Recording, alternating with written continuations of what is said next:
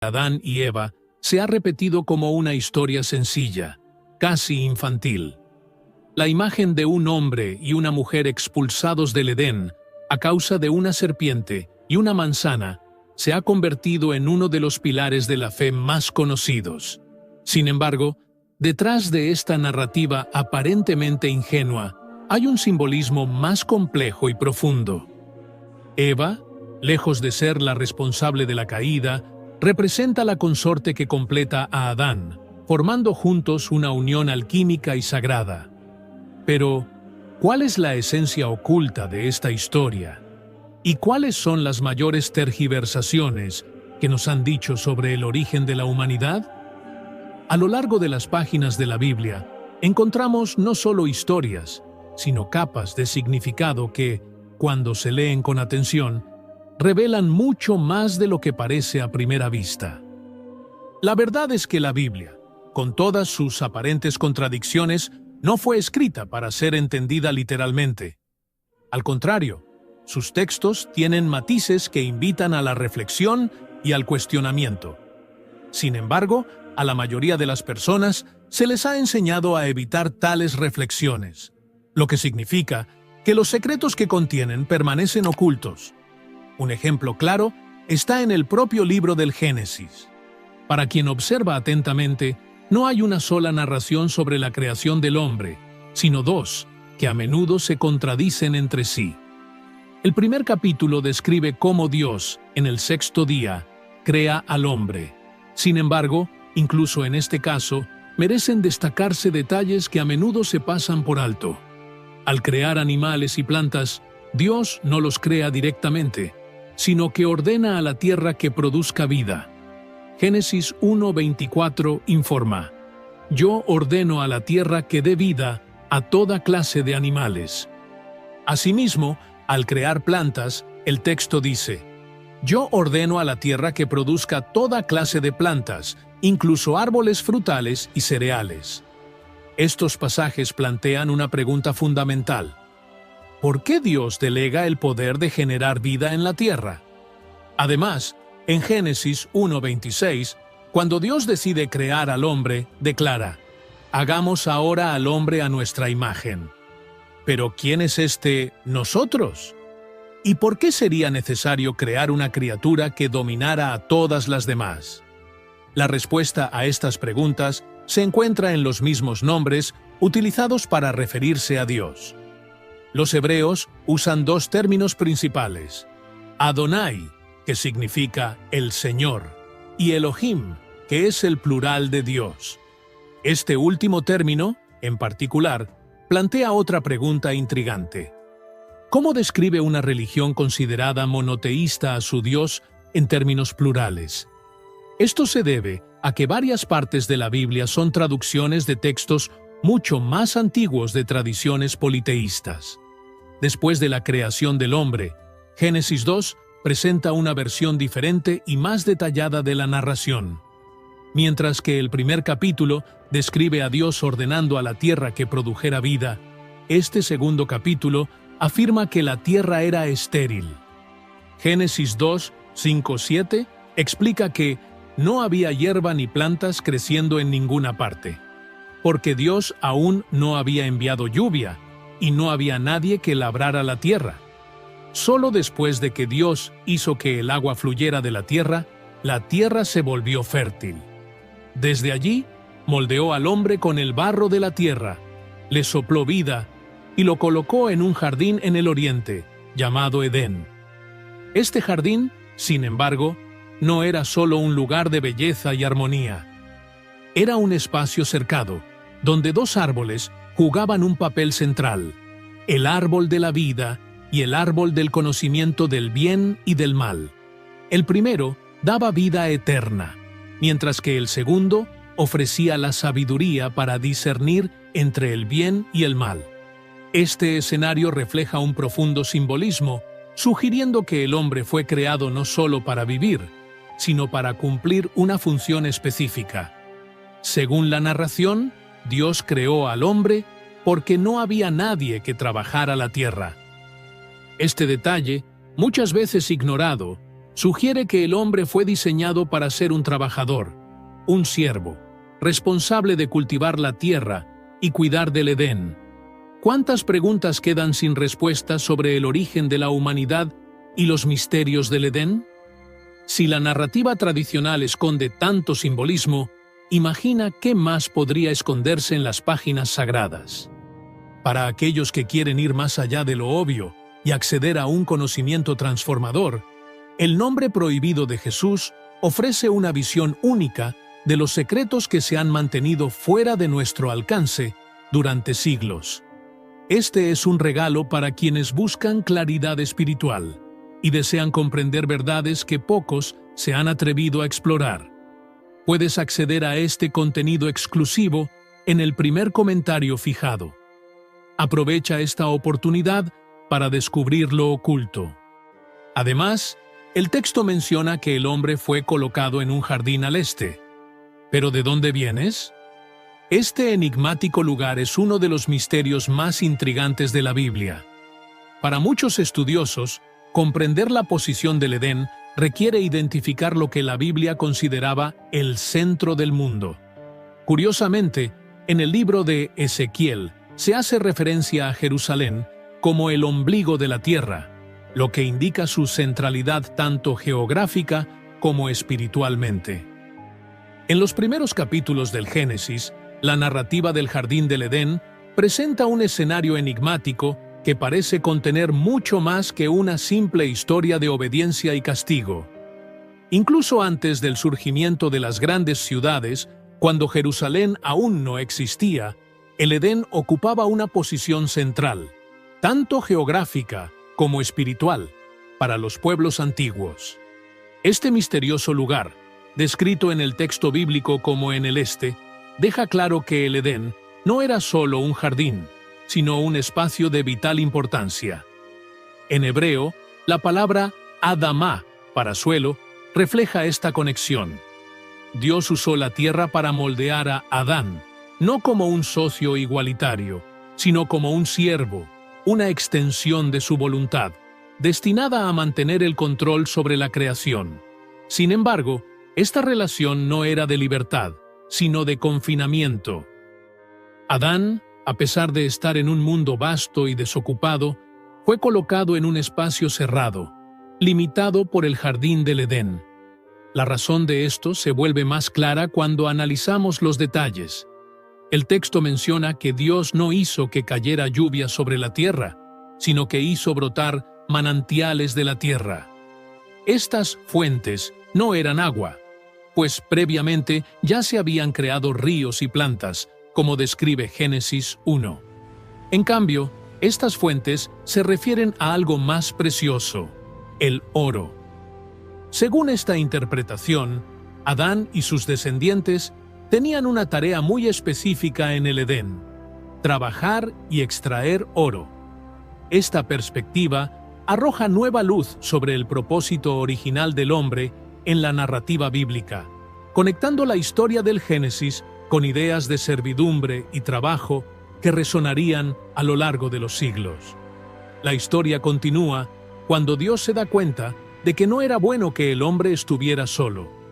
Sin embargo, la solución inicial a este problema no fue Eva. En cambio, Dios creó animales y pájaros de la tierra y se los llevó a Adán para que les pusiera nombre. Este acto de nombrar simboliza un dominio inicial, pero ninguno de estos seres fue considerado compañero adecuado. Luego, Dios puso a Adán en un sueño profundo y a partir de su costilla formó a Eva. La elección de la palabra costilla tiene un significado profundo, ya que simboliza que Eva no era solo una creación separada, sino una extensión del propio ser de Adán. El nombre Eva, derivado del hebreo que significa vida, representa una transformación crucial en la narrativa. Antes de Eva, Adán era una figura incompleta, destinada solo al trabajo sin un propósito mayor. Con Eva encontró plenitud y llegó a ser más que un sirviente. Juntos, se convirtieron en algo más allá de lo que Dios había concebido originalmente: seres completos, capaces de cuestionar, aprender y actuar por sí mismos. Esta transformación culmina con la decisión de comer el fruto del árbol del conocimiento. Esta acción, muchas veces interpretada como un acto de desobediencia, puede verse desde otra perspectiva. Eva, lejos de ser ingenua o fácilmente influenciable, fue la encargada de guiar a Adán a un estado de sabiduría y conciencia. Fue esta conciencia la que les permitió distinguir el bien del mal y rebelarse contra el papel de sumisión que se les había impuesto. Sin embargo, este despertar tuvo consecuencias. Adán y Eva fueron expulsados del Edén, pero este castigo no borró el impacto del acto. Habían aprendido algo que Dios parecía temer: el poder de discernir, elegir y desafiar.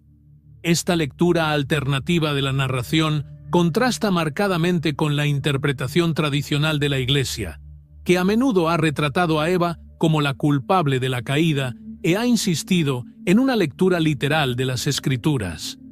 Los gnósticos, un grupo que floreció en el mundo helenístico entre los siglos I pues segundo d.C., ofrecieron una interpretación radicalmente diferente. Para ellos, la historia de Adán y Eva no era solo un relato literal, sino una alegoría espiritual llena de símbolos y enigmas. Vieron cada línea de las Escrituras como una invitación a explorar significados ocultos y descubrir profundas verdades espirituales. Descubra lo que ha estado oculto durante siglos. El nombre prohibido de Jesús está disponible, pero las unidades son limitadas. No lo dejes para más tarde. Accede al comentario fijado. Este enfoque contrastaba marcadamente con la posición ortodoxa de la Iglesia, que veía la Biblia como un texto sagrado incuestionable. La insistencia de los gnósticos en buscar interpretaciones alternativas a menudo llevó a la persecución y muerte de muchos de los que se atrevieron a desafiar las narrativas oficiales. Uno de los pensadores más influyentes de este movimiento fue Filón de Alejandría, quien defendió la idea de que la historia del Génesis podía leerse de dos maneras: como una advertencia histórica o como una alegoría espiritual.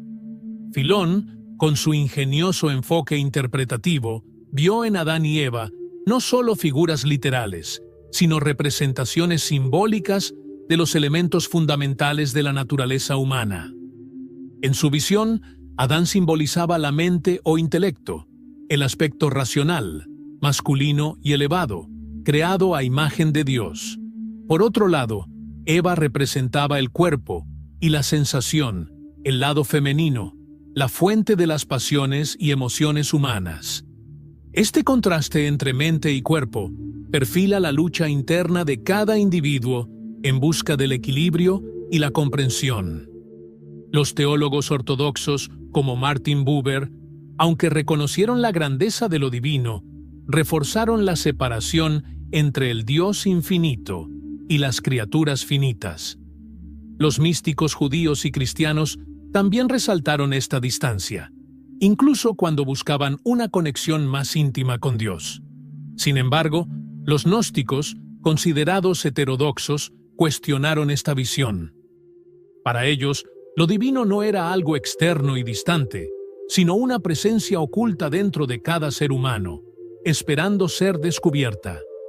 Meister Eckhart, un monje dominicano del siglo XIII, exploró esta idea afirmando que la verdadera perfección espiritual requería trascender la condición de criatura y alcanzar la esencia divina que habita en lo más profundo del alma. Esta visión, aunque profunda, lo puso en conflicto con la Iglesia, resultando en una acusación de herejía. Para Eckhart y los gnósticos, la búsqueda de Dios no debería limitarse a un cielo lejano o a figuras externas. En cambio, argumentaron que la divinidad debe encontrarse dentro de uno mismo, una perspectiva que también se hace eco en el Evangelio de Felipe, uno de los textos descubiertos en Nag Hammadi en 1945. Según este Evangelio, el ser humano cayó en el error de proyectar la divinidad en figuras externas, creando religiones que terminaron invirtiendo el papel original. Para Felipe, era más apropiado que los dioses adoraran a los humanos, ya que la humanidad fue quien los creó. Esta declaración desafiante y subversiva estaba destinada solo a un círculo restringido de iniciados, ya que contradecía directamente las enseñanzas de la Iglesia.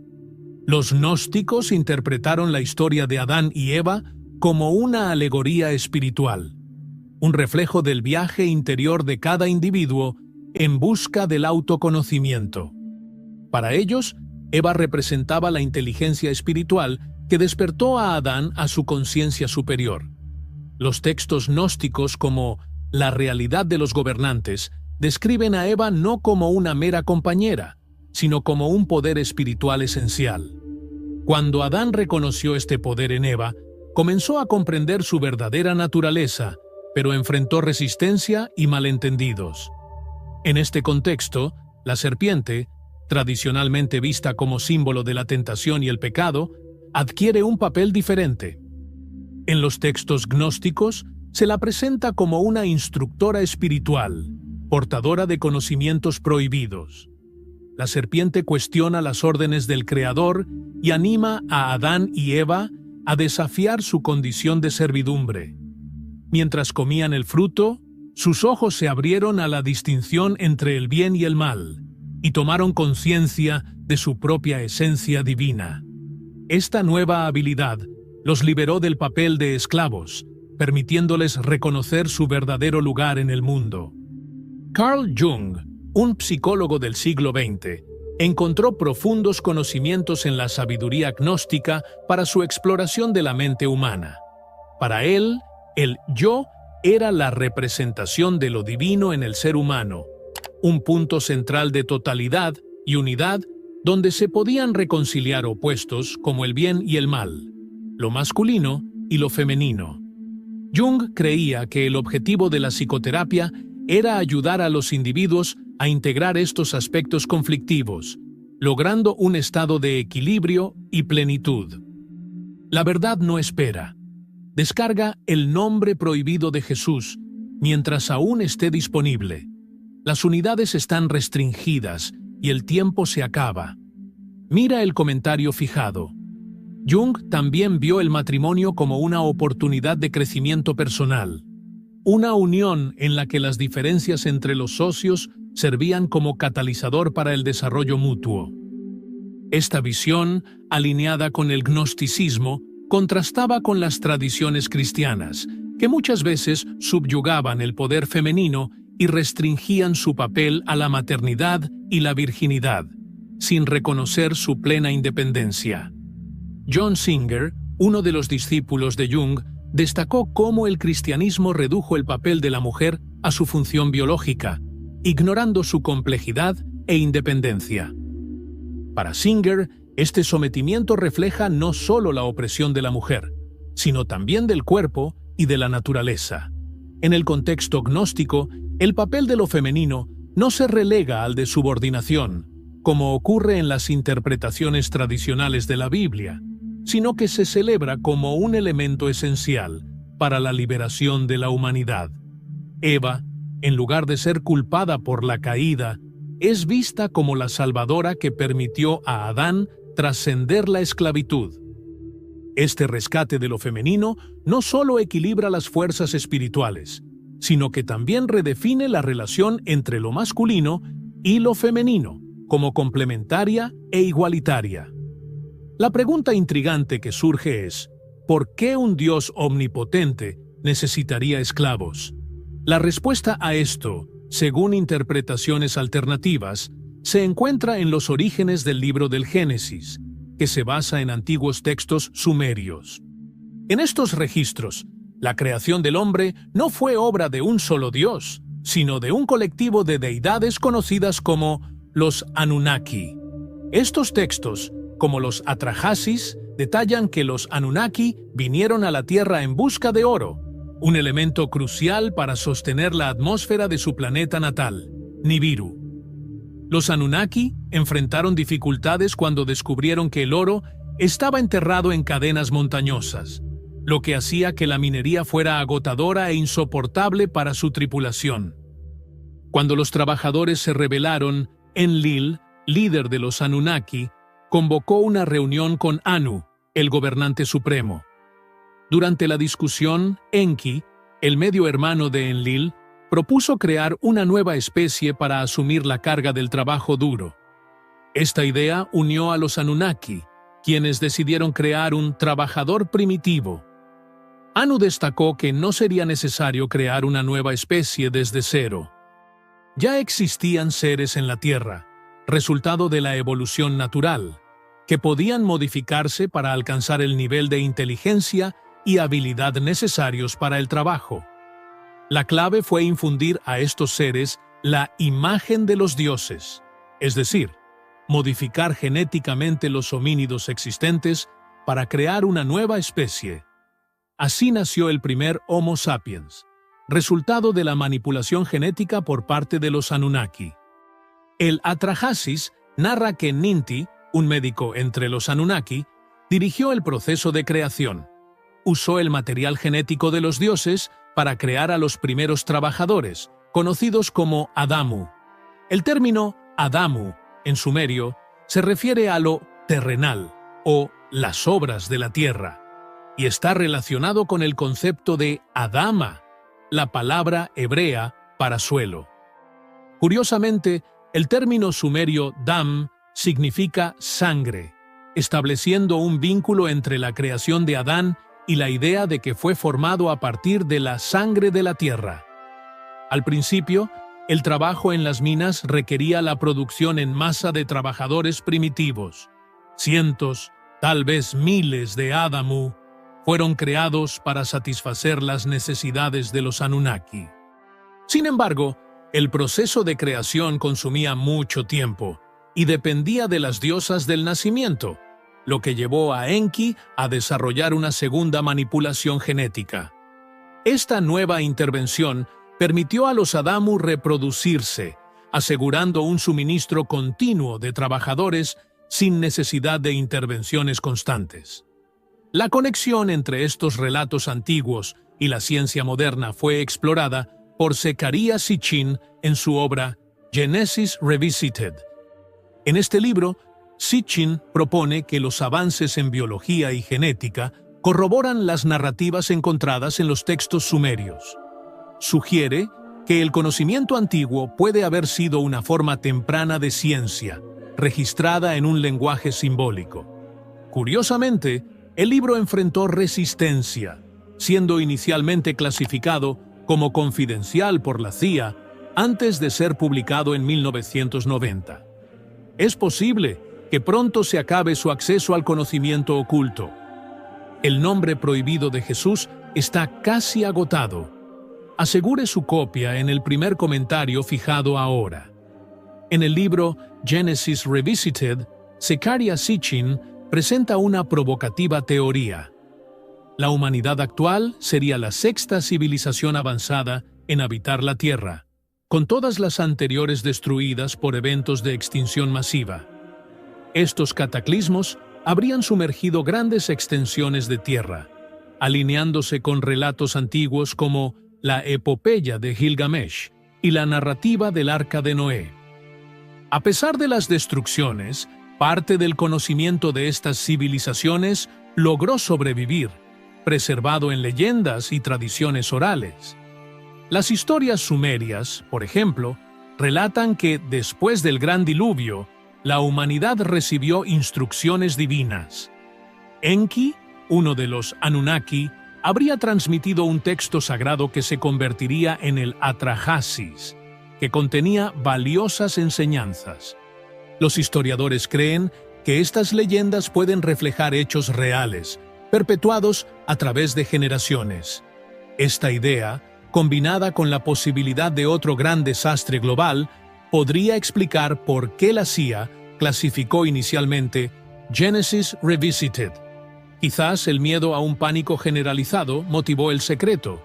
A pesar del tono alarmante, el libro ofrece perspectivas positivas. Destaca cómo los avances científicos, especialmente en genética, pueden dilucidar los orígenes humanos y ayudar a predecir nuestro futuro.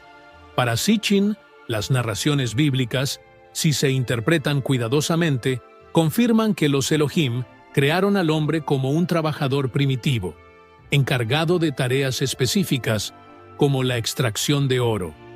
Sin embargo, el surgimiento de Eva trajo un cambio fundamental. Eva representó el principio vital, la fuerza que enseñó al hombre a pensar de forma independiente. Carl Jung identificó en Eva un símbolo central en el proceso de individuación, imprescindible para que el hombre se convierta en un ser completo. Junto a Adán, formó una unión sagrada que trascendió la esclavitud impuesta por los creadores. Esta independencia, sin embargo, enfureció a los dioses, lo que provocó su expulsión del jardín del Edén. Curiosamente, los propios textos bíblicos sugieren que Adán y Eva no fueron expulsados por desobediencia, sino porque habían encontrado la divinidad dentro de sí mismos. El Creador reconoció: «He aquí, Adán se hizo como uno de nosotros, conociendo el bien y el mal». La expulsión, por tanto, fue un reflejo del temor divino a que los humanos trascendieran su condición inicial de esclavos. En este contexto, el Dios descrito en el Génesis no es el Dios omnisciente y omnipresente de la teología cristiana moderna. Cuando Adán y Eva escuchan sus pasos en el jardín, logran esconderse, algo incompatible con la idea de un Dios que lo sabe todo. Esta figura divina, más cercana a un líder o gobernante tribal, refuerza la opinión de que el jardín del Edén no era el paraíso idílico que a menudo se retrata. Más bien, era un lugar de trabajo forzado, donde Adán era simplemente una herramienta al servicio de los Anunnaki. La presentación de Eva, lejos de ser un error, resultó ser un punto de inflexión. Ella le dio a Adán no solo compañía, sino también la capacidad de acceder a la divinidad implantada genéticamente por los propios creadores. Esta unión permitió a ambos explorar todo su potencial, escapando del papel de autómatas. La narrativa gnóstica rechaza la idea de que Eva trajo el mal al mundo. Al contrario, trajo libertad y sabiduría. Este contraste entre las visiones ortodoxa y gnóstica refleja un conflicto más profundo sobre el significado de la libertad. Mientras que la tradición cristiana ortodoxa ve el libre albedrío como la causa de la caída, los gnósticos creen que la verdadera libertad comienza con la adquisición de sabiduría. Para ellos, comer del fruto prohibido no era pecado, sino un acto de emancipación. La capacidad de pensar por uno mismo, para los gnósticos, es el comienzo de la verdadera libertad, un concepto que desafía las narrativas religiosas tradicionales. No pierdas la oportunidad de explorar los secretos ocultos de El nombre prohibido de Jesús. Las unidades se están acabando rápidamente. Consigue el tuyo ahora en el primer comentario fijado. Los gnósticos tenían una visión única de la existencia humana. Para ellos, aunque las personas tenían cierta libertad para tomar decisiones morales, estaban inevitablemente sujetas al sufrimiento, que era una parte intrínseca del universo mismo.